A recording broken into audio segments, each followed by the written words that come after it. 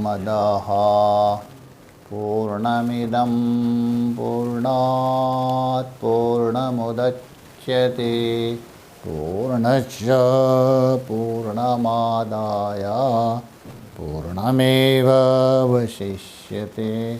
ओम शांति शांति शांतिः। शंकरं शंकराचार्यं केशवं बादरायणं सूत्रभाष्यकृतो वन्दे भगवन्तौ पुनः पुनः। ईश्वरो गुरुरात्मेति मूर्तिभेदविभागिने व्योमवद्व्याप्तदेहाय दक्षिणामूर्तये नमः।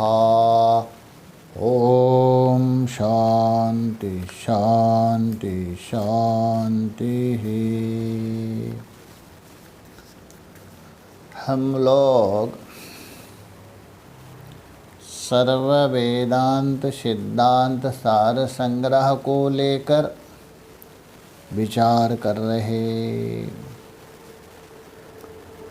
तो विचार करते करते यहाँ तक आ गए थे। संसार रूपी जो मृत्यु है उसको प्रवेश करने के लिए 3 द्वार बता दिया। जो पुरुष इन तीनों द्वारों को बंद करता है उसको मृत्यु का अर्थात संसार रूप मृत्यु का भय नहीं रहता है, ये बता दिया। और उसके बाद मुक्ति रूपी लक्ष्मी नगर का अर्थात मुक्ति रूपी जो लक्ष्मी है वही नगर है, वही महल है। उसमें यदि प्रवेश करना चाहते हो तो उसका अति दुर्जय अत्यंत जाना कठिन है, ऐसा द्वार है। वो द्वार के पास जाना कठिन है। धन और स्त्री वो 2 की वाड़ है। बलवान जो कामना है वासना है लकड़ी से बनाया हुआ उसका अर्गल है, एक प्रकार से खील है, कुंडा। ऐसा जो दृढ़ता से बंद किया गया है। परंतु जो धीर पुरुष है, विवेकी है, विचारमान है, तीनों का भेदन करता है, वो मुक्ति का अधिकारी, ये बता दिया। और मुक्ति रूप साम्राज्य प्राप्त करने के लिए आपको कुछ जरूरत चाहिए, आवश्यकता है। जैसा लोक में भी कोई चक्रवर्ती बनना चाहता है, युद्ध करना चाहता है, इसको घोड़ा चाहिए, तलवार चाहिए, कवच चाहिए। वैसे ही यहाँ विवेक है घोड़ा, वैराग्य है तलवार, तितिक्षा हो गया कवच। और तो इसलिए तीव्र वैराग्य है मुक्ति का प्रथम कारण है, ऐसा महापुरुष कहते हैं। जिनको वैराग्य उत्पन्न नहीं हुआ ऐसा पुरुष देहारूप बंधन के त्याग नहीं कर सकता, क्योंकि वह वैराग्य ही शरीर रूपी बंधन को नष्ट करने वाला है, काटने वाला तलवार है। यहाँ तक हम लोगों ने विचार किया था। आगे जो बता रहे, जो व्यक्ति है संसार में है, विषय में आसक्त है, विषय में रमण कर रहे, जिनके अंदर वैराग्य नहीं है, पंडित भी क्यों ना हो, विद्वान भी क्यों ना हो, किंतु वैरस्य भाव नहीं है। ऐसा जो विद्वान पंडित भी पदार्थों में मोहित होता है, उसके लिए वो यमालय के समान है। वो बताने जा रहे, देखिए आगे। वैराग्य रहिता एव यमालय इवालये क्लिश्नन्त्रीति विधेतापे मोहिता अपि पंडिता। वैराग्या रहिता एव यमालय इवालये। क्लिश्नन्ति त्रिविधे तापे मोहिता अपि पंडिताः वैराग्यरहिता, अर्थात जो वैराग्य नहीं है, अर्थात विषयों के प्रति वैरस्य भाव नहीं है, किंतु विषयों के प्रति आसक्ति पड़ी है, विषयों में शोभना बुद्धि है, विषयों में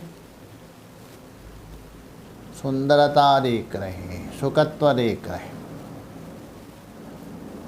इसलिए बता रहे वैराग्य रहिता, वैराग्य से रहित, वैराग्य जिसके पास नहीं।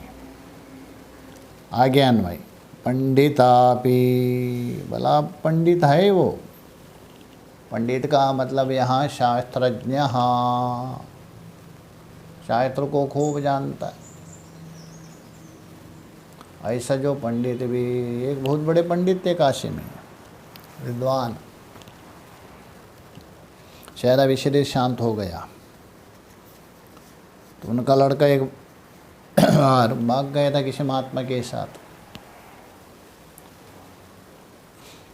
बहुत बड़े विद्वान थे, वेदांती थे, चिंतित हो गए। तो विद्यार्थी जाते थे पढ़ने के लिए, किसी ने कहा गुरुजी अरे संसार में कोई किसका है ही नहीं, वेदांत ही बता रहे, आप भी पढ़ा रहे, तो क्यों चिंता करते, आए तो आ जाएंगे, नहीं तो कोई चिंता। क्या उत्तर दिया पंडित जी ने, हाँ मैं वेदांत केवल पढ़ाता हूँ, बस मुझे लड़का चाहिए। कहाँ गया आपका वेदांत, वैरस्य ना हो, बस वो वेदांत वेदांत ही रहेगा बस, इसलिए हम बता रहे वैराग्य रहिता, इसलिए वहाँ कहा दिया ना, भागवत में भी स्पष्ट कहा दिया है, वैराग्य भावरसिका देहस्ति मां सरुदिरे ममतिम त्यजस्त्वा, ये शरीर है हड्डी मांस से बनाया है, उसमें आसक्ति है, उसको त्याग दे दो और वैराग्य का सेवन करो। वैराग्यमेवा भयम, भर्तृहरि बोल रहे इसलिए बोल रहे वैराग्य रहित, जो वैराग्य जिसके पास नहीं, जो पंडित भी क्यों ना हो, इसलिए बोल रहे वैराग्य रहिता पंडितापि मोहिता,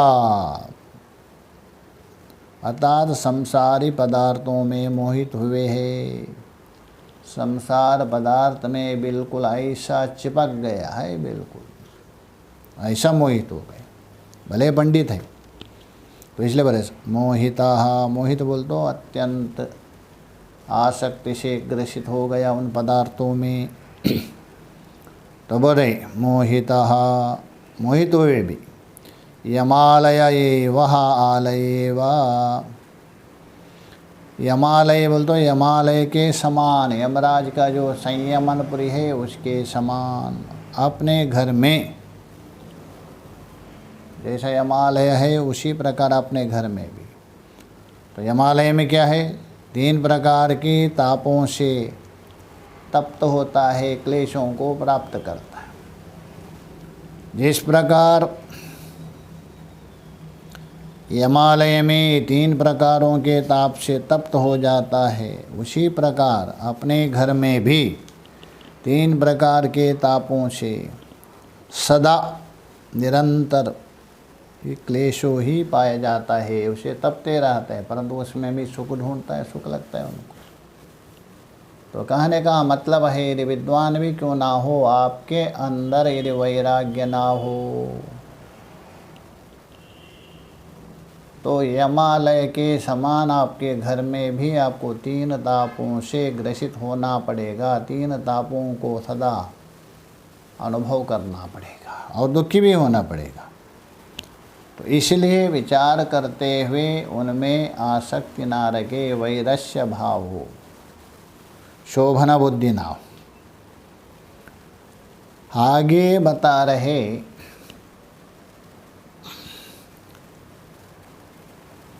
जो भी व्यक्ति, जो भी साधक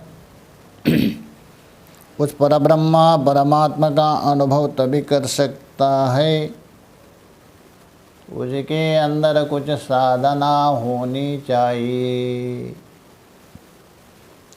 बिना साधना से उस तत्व को अनुभव नहीं कर सकते। तो विवेक और वैराग्य को तो बता दिया,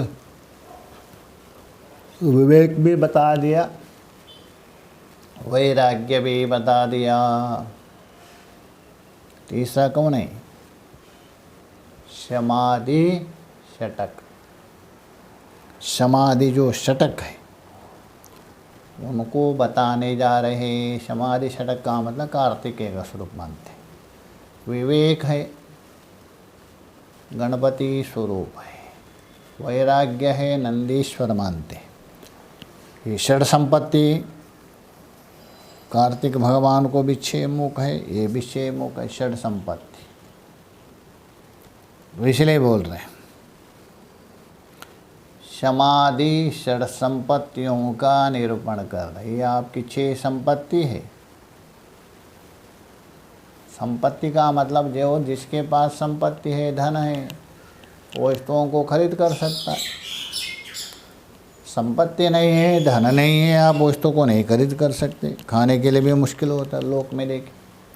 किंतु ये जो संपत्ति है, ये जो धन है, ये तो मानुष्य वित्त है। मानुष्य वित्त का मतलब है आप इस धन से संसार में अन्य के अपेक्षा सुविधा पूर्वक जीवन व्यतीत कर सकते हैं। कब तक ये नहीं जाने, बस थोड़ा समय के। ये मानुष्य वित्त है। अभी इस मानुष्य वित्त के द्वारा आप उस परमात्मा को खरीद नहीं कर सकते। खरीद करने का मतलब ये नहीं लेना बाजार में जाके। खरीद करने का मतलब अपना वशीभूत करना, स्वात्मसात करना। जैसा मान लीजिए बाजार में कोई कीमत हीरा है, बहुत सुंदर है, इतना कीमत है, अमूल्य वस्तु, आप खरीद कभी कर सकते हैं। आपके पास धन हो तभी खरीद कर सकते। वैसे ही यहाँ परमात्मा है तत्पद।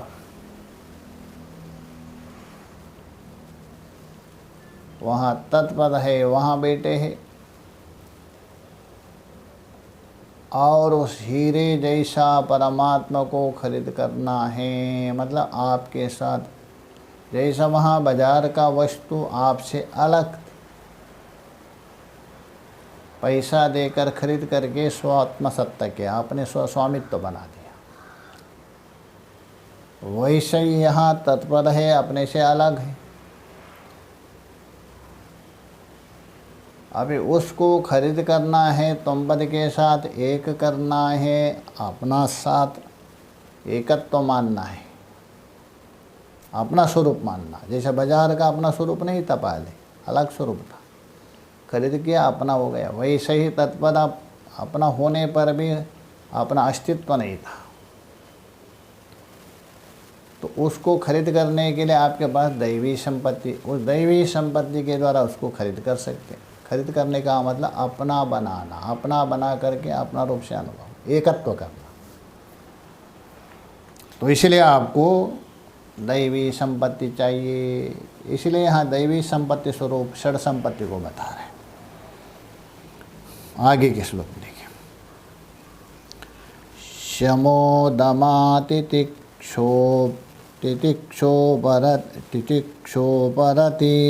श्रद्धा तथा परम समाधानमिति प्रोक्तम षडे वेदी समादया। शमो दमा तितिक्षोपरति श्रद्धा तथा परम समाधानमिति प्रोक्तम षडे वैते समादया। ये 6 समाधि है, 6 ही है। 6 क्यों है? इसलिए है आपके अंदर 6 रिपु है, काम क्रोध लोभ आदि, ये भी 6 है, और उनको हटाने के लिए 6 साधन है। तो शम आगे बताएंगे कि एक विस्तार वर्णन करेंगे, शम का भेद भी बताएंगे आगे। 3 प्रकार का शम होता है, आगे बताएंगे, निरूपण करेंगे। शम, शम का मतलब एक प्रकार से शांति, बिल्कुल शांत होना। हमारा जो मन है, मनहा मर्कटी प्रोक्ता उपनिषद में कहा गया है, मैत्रेय आदि में। बंदरिया है, बंदरिया। इतना चंचल है मन, चंचलम मे मनः कृष्णा, गीता। तो चंचल मन है, उस चंचल मन के द्वारा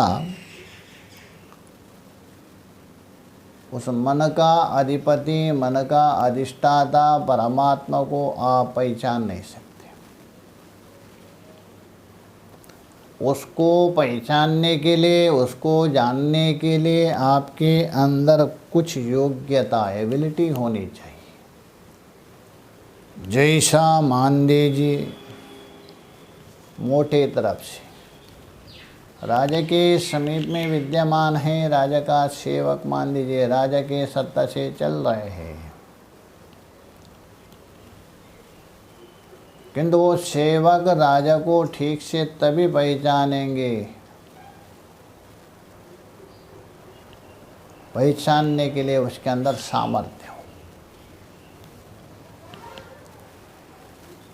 वैसा ही आपका मन है, उस आत्मा के निकट है, अत्यंत सदा रहता है। जैसा मन है उस आत्मा के सदा निकट रहता है। वो राजा के निकट सदा रहता है, जो राजा का विशेष व्यक्ति, वैसे ही मन भी आत्मा के साथ सदा निकट रहता। तो निकट रहने पर भी उसमें यदि योग्यता ना हो, उस आत्मा को नहीं पहचान सकता है। जैसा राजा के समीप में रहने वाला व्यक्ति सदा रहने पर भी यदि योग्यता ना हो, राजा का जो क्रियाकलाप है उसको उल्टा सल्टा समझने लगेगा, वैसे ही यहाँ आत्मा को आप नहीं पहचानेंगे। अपरिचिन्न को परिचिन्न मान के समझेंगे, व्यापक को परिचिन्न, नित्य को अनित्य रूप मानेंगे, धर्मादि से रहित धर्मवान मानेंगे, ये सारा मान लेंगे। इसलिए मन की जो स्थिरता होनी चाहिए, मन की उपरति होनी चाहिए, मन की एकाग्रता होनी चाहिए, तभी आप समझ सकते हैं। इसलिए शम का मतलब है मन का निग्रह करना, मन का कंट्रोल करना, ये शम होना चाहिए। यदि फ़ोटो खींचना है, आपका मोबाइल हिलना है, वो बंद होना चाहिए। यदि मोबाइल हिल रहे, फ़ोटो नहीं आएगा अच्छी। वैसे ही हमारा मन है, हिल रहे, उससे यदि आपको फ़ोटो खींचना है परमात्मा, ठीक नहीं आएगा। क्षमा। दूसरा है दमः। दम का मतलब बाह्य इंद्रिया, हमारे इंद्रिया निरंतर विषयों की ओर दौड़ रहे, जल के समान।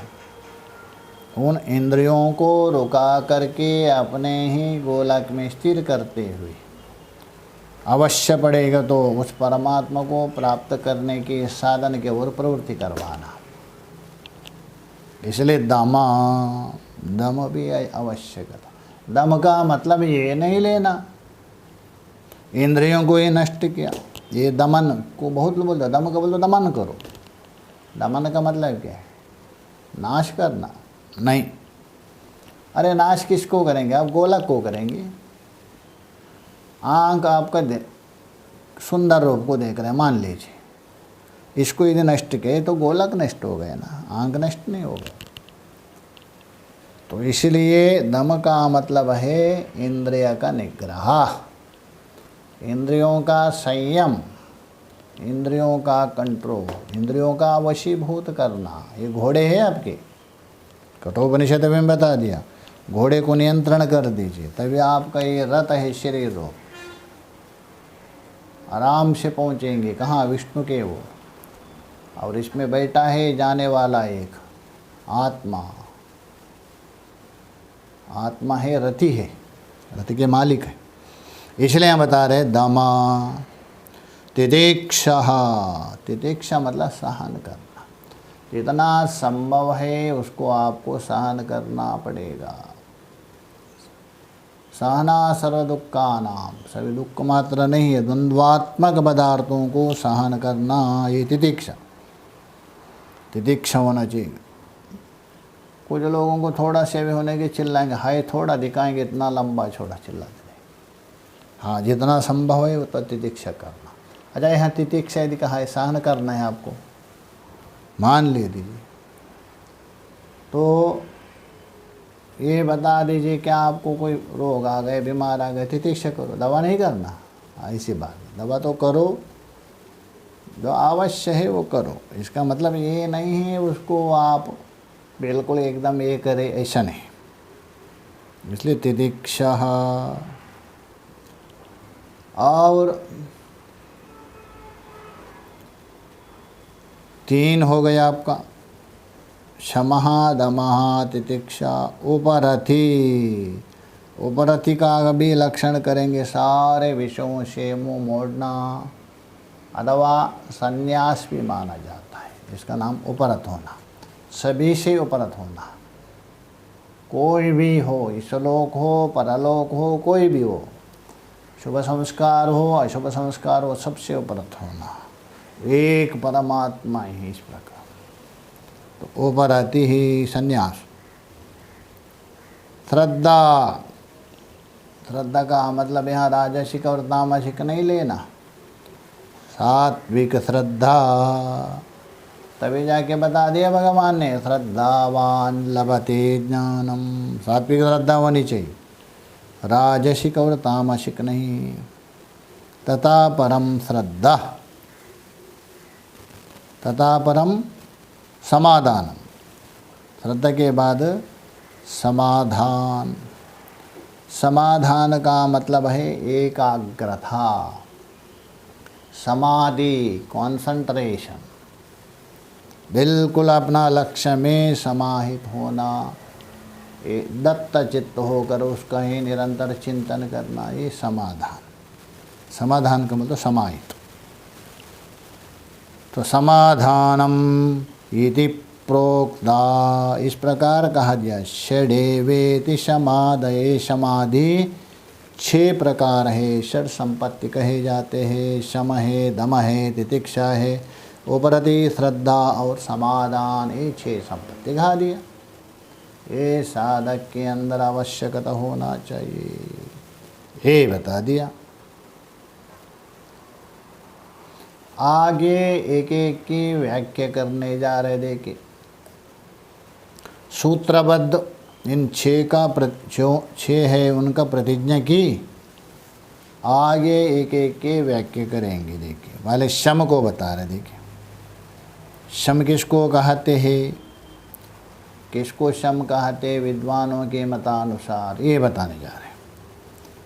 एक वृत्तेव मनसः स्वलक्ष्ये नियतस्थितिः शमा इत्युच्यते सद्भिः शमलक्षणवेदिभिः। एक वृत्तेव मनसा स्वलक्ष्ये नियतस्थितिः शमा इत्युच्यते सद्भिः शमलक्षणवेदिभिः। एक वृत्ति वा, क्योंकि मन में अनेक वृत्ति चलती है। वृत्ति का मतलब है विषयों की ओर जाता है मन, तभी उस विषय रूप में परिणत होने का नाम है वृत्ति। जो आपका मन परिणत हो रहा है, जिस विषय को देखा उस विषय रूप से परिणत हो गया, उसी का नाम है वृत्ति कहते हैं। तो मन, उनमें अनेक वृत्ति बनती है।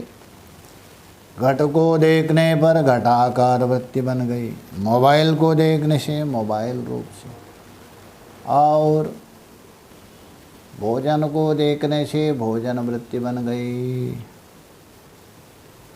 ये सारी वृत्ति है, ये कैसी है? अनेक वृत्ति है, क्योंकि संसार अनेक है। तो संसारिक वृत्ति यदि बने, आपकी एक वृत्ति नहीं बनेगी, अनेक वृत्ति होगी। और परमात्मा तो एक है, परमात्मा की वृत्ति बन गई तो एक वृत्ति हो गई। अथवा परमात्मा को जाने के लिए आपका मन में वृत्ति बनती, वो भी एक वृत्ति। जैसा मान लीजिए लोक में वस्तु अनेक है, तो आपकी वृत्ति भी अनेक बनेगी, जाने का मार्ग भी उसमें अलग अलग अनेक है, तो अनेक वृत्ति बनेगी। परमात्मा एक है, परमात्मा को जाने के लिए भी एक मार्ग है, उसका चिंतन, तो वहाँ भी एक ही वृत्ति बनेगी। तो इसलिए हम बता रहे मन की एक वृत्ति के द्वारा, एक का मतलब है एक ही वृत्ति रहेगी, ऐसा बात नहीं। मन तो प्रत्येक क्षण में बदलते रहा, दीपक की शिखा के समान क्षण क्षण क्षण में, एक कैसा होगा? इसका मतलब है सजातीय वृत्ति। ये है जैसा घट को देखने पर घटाकार, उसके बाद पटाकार, मठाकार, जलाकार, भोजनाकार, ये बने हैं अलग अलग अलग अलग, ये भी जातीय हो। और अपना आराध्य है, अपना जो पूज्य है, उसी में ही तदाकार, उसी वृत्ति बन रहे, पुनः पुनः पुनः पुनः सजातीय वृत्ति। जैसे दीपक आपने जला दिया, उसके बाद 2 घंटे तक वही दीपक ऐसा चलते रहता है, वो सजातीय हो गया। इसलिए एक आकार मतलब एक ही वस्तु की वृत्ति पुनः पुनः पुनः पुनः बनती है, ये मन की है एक वृत्ति माना जाता है। मतलब सजातीय वृत्ति होने से बिल्कुल अपना चिंतन। तो इसलिए बोला एक वृत्ति व मनसा, एक वृत्ति के द्वारा मन क्या करे? स्वलक्ष्य नियत स्थिति, आपने लक्ष्य में नियमित स्थित, बिल्कुल अपना जो लक्ष्य है परमात्मा, उसमें नियमित स्थित होना, इसी का नाम है शम।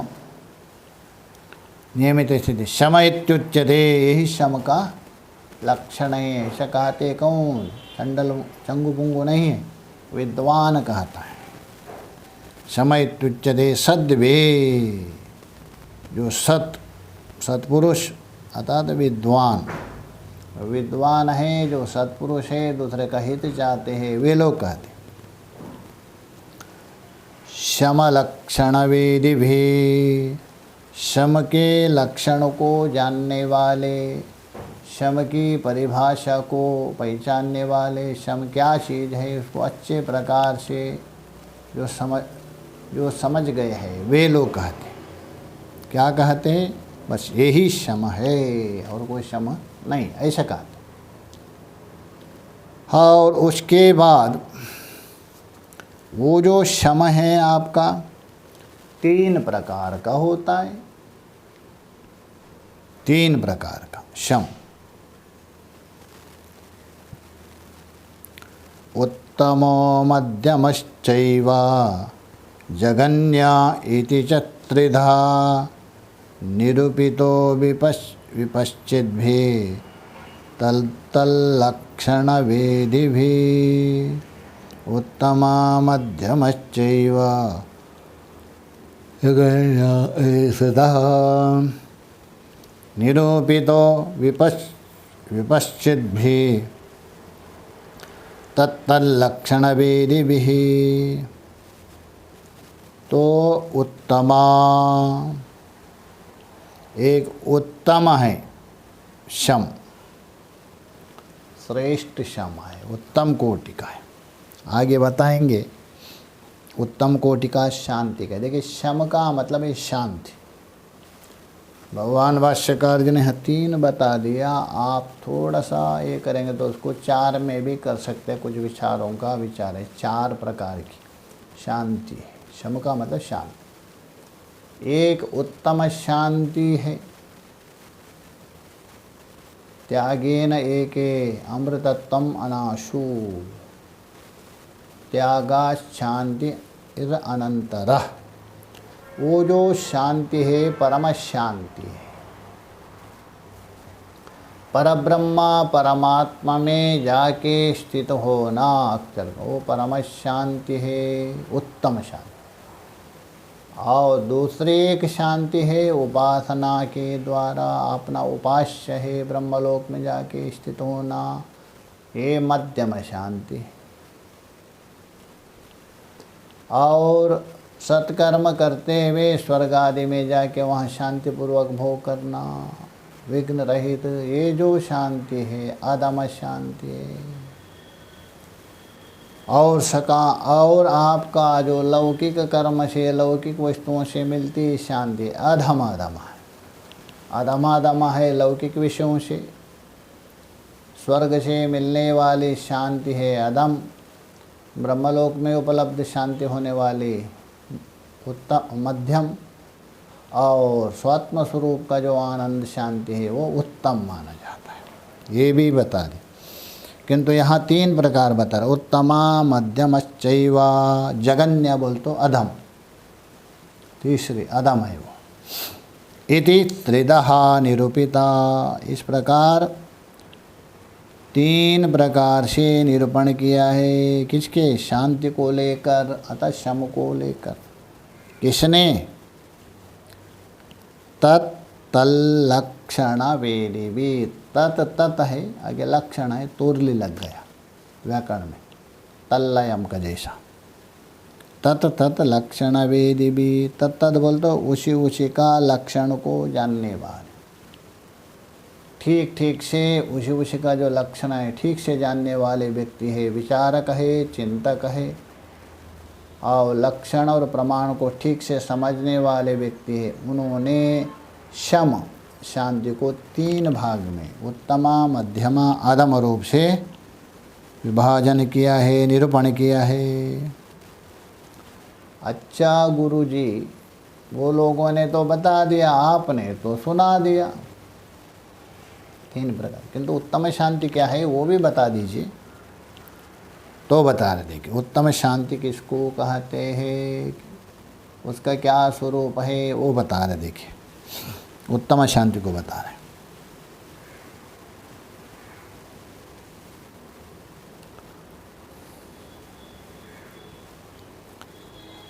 उत्तम शांति का निरूपण कर रहे। देखिए, स्विकारं परित्यज्य वस्तुमात्रतया स्थितिः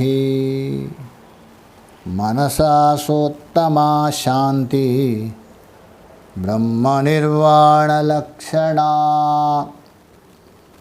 स्विकारं परित्यज्य वस्तुमात्रतया स्थितिः मनसा सोत्तमा शांति ब्रह्मनिर्वाण लक्षणा। ये उत्तम शांति है। कौन सी? स्विकारम, अपने जो विकार है, अपने अंदर उत्पन्न हुए काम क्रोध आदि विकार, इन विकारों को परित्यज्या, उनको परित्याग करके, कैसा? ऐसा नहीं, विचार के द्वारा अथवा प्रतिरोध भावना के द्वारा, साधना के द्वारा। देखिए, विकार है काम क्रोध आदि, ये सभी के अंदर रहते हैं। परमात्मा में और परमात्मा स्वरूप हुआ महापुरुष में ना रहे, बाकी साधक हो अथवा असाधक हो। साधक में रहेंगे, जैसा जैसा आप साधना कोटि में आगे बढ़ेंगे वो धीरे धीरे शिथिल होते, किंतु रहेंगे, समाप्त नहीं होते। और जो अज्ञानी है, असाधक है, उसके अंदर तो रहेंगे, वो अधिक रहेंगे और उसके वशीभूत होंगे। और साधक है, उनका वशीभूत नहीं होता है, उनको वशीभूत करना चाहता है।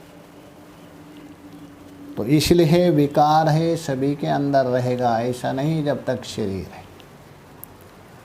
इसलिए हम बता रहे अपना विकार, जो विकार है उस विकार का परित्याग करके, ऐसा नहीं उठा के पटक देना, वो नहीं होगा। परित्याग मतलब जैसे आपके पास कोई वस्तु है, पुस्तक ही मान दे दो, यदि परित्याग उठा के फेंक दिया, हो गया, ऐसा नहीं है, नहीं भी कर सकते। इसलिए हम विचार के द्वारा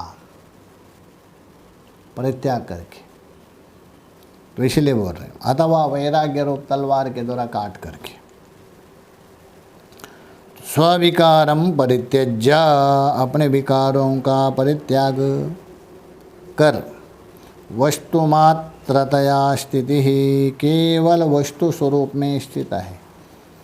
वस्तु क्या चीज़ है आगे जाके बताएंगे, स्पष्ट बताएंगे, आगे व्याख्या करेंगे। वस्तु कोई ऐसा नहीं लोक में जो आपके पास जो भी है, ये वस्तु है, अमुक वस्तु है करके, वो वस्तु नहीं लेना। मेरा पास इतने वस्तु, जैसे होते हैं यात्रा में जाते महात्मा, कितने वस्तु है, कितने नग है, गिनो, वस्तु मानते हैं, ऐसे वस्तु नहीं। यहाँ जो वस्तु है, ये वस्तु है आपका परमात्मा ब्रह्म रूप वस्तु है, ये छोटे मोटे वस्तु नहीं है। घटपट आदि थोड़े वस्तु है, उसको वस्तु नहीं माना जाता, वस्तु तो परमात्मा है। आगे बताएंगे जाके, वस्तु तावत् परम ब्रह्म नित्यम सत्यम ध्रुवम विभो, नित्यम सत्यम ध्रुवम विभो, वस्तु तावत् परम ब्रह्म, ऐसा जो वस्तु है परब्रह्म है, वो वस्तु अमूल्य वस्तु। इसलिए हम बता रहे, अपना विकारों का त्याग करके केवल वस्तु स्वरूप परमात्मा में ही, अर्थात आत्मस्वरूप में स्थिति ही, मन को बिल्कुल उसमें स्थित करना। किसमें? अपना स्वरूप भूत आत्मा में ही स्थित करना, बिल्कुल। अन्य उसका जो विकार है, काम क्रोध आदि षड, उसको हटा करके। तो बोलो वस्तु, वस्तु का मतलब आत्मा, वस्तु धातु का अर्थ ही है, जो सभी में निवास करता है, सभी को निवास करवाता है।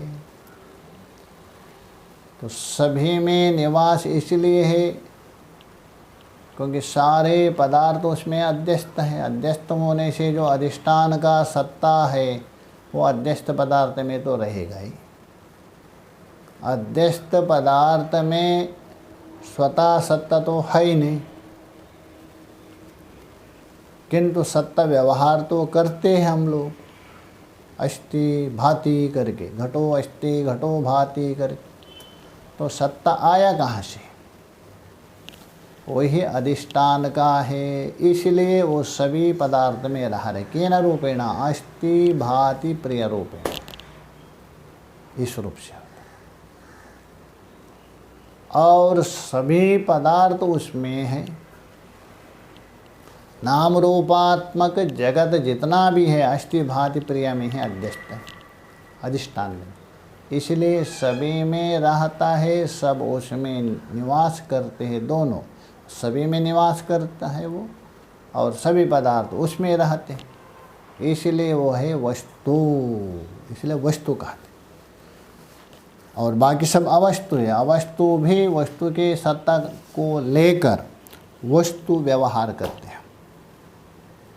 तो इसलिए यहाँ बता रहे हैं, अपना विकार को, रागादि द्वेषों को परित्याग करके केवल वस्तु स्वरूप, आत्मा स्वरूप, ब्रह्म स्वरूप उसका, तो ये बोले वस्तु मात्रतया स्थिति, उस आत्मा स्वरूप में मन की स्थिति। किसकी स्थिति? मनसा स्थिति, मन की स्थिति। सोत्तमा शांति। अरे जिज्ञासु साधक, ये जो मन की उस आत्मा में ही बिल्कुल, अर्थात आत्माकाराकारित वृत्ति, ऐसी वृत्ति, यही मन आत्मा में स्थित होना। तो ये मन की स्थिति है, वही क्या है? तो बोल रहे स उत्तम शांति, वो उत्तमा, उत्कृष्ट, श्रेष्ठ शांति है, अत्यधिक उत्तम है, श्रेष्ठ है। कौन सी? ब्रह्म निर्वाण लक्षण, ब्रह्म परब्रह्म स्वरूप, ब्रह्म निर्वाण बोल तो ब्रह्म ही निर्वाण है, वो निर्वाण स्वरूप है। ब्रह्म निर्वाणम रिच्यते, वो निर्वाण है। निर्वाण का मतलब मोक्ष स्वरूप है। वाण का अर्थ होता है उपाधि, सारे उपाधियों से रहित, इसलिए महात्मा लोगों का निर्वाण महोत्सव होता है, निर्वाण महोत्सव। अतः कैवल्य, ब्रह्म ही कैवल्य है, ब्रह्म ही निर्वाण है। ऐसा जो परब्रह्म स्वरूप, निर्वाण स्वरूप, मोक्ष स्वरूप है, उसमें ही मन की स्थिति होना, ये उत्तम शांति कहते। मान लीजिए आपका पास एक मन है, मन जिसमें लगाएंगे मन वैसा ही होगा। वस्तु यदि चंचल है, नाशवान है, आपका मन में भी वही भाव आएगा, मन दुखी हो जाएगा। और वस्तु यदि स्थिर है, अचल है, सुख स्वरूप है, आपका मन भी वैसा ही होगा। इसलिए उस परब्रह्मा परमात्मा में ही ब्रह्म निर्वाण है, उसमें स्थित होना जो मन की उत्तम शांति है, उत्कृष्ट शांति है, श्रेष्ठ शांति है। ये शम का परिभाषा किया, विशेष किया। जो सामान्यतः होता है, शम का मतलब है अंतरेंद्र निग्रह, मन का निग्रह करना शम है, ये प्रसिद्ध है, किंतु यहाँ भेद करके दिखा रहे हैं। तो आगे का जो विचार है आगे करें। ओम पूर्णमदः पूर्णमिदं पूर्णात् पूर्णमुदच्यते पूर्णस्य पूर्णमादाय पूर्णमेवावशिष्यते। ओम शांति शांति शांतिः। शंकरं शंकराचार्यं केशवं बादरायणं सूत्रभाष्यकृतो वन्दे भगवन्तो पुनः पुनः। ईश्वरो गुरुरात्मेति मूर्तिभेदाविभागिने व्योमवद्व्याप्तदेहाय दक्षिणामूर्तये नमः। ओम शांति शांति शांति।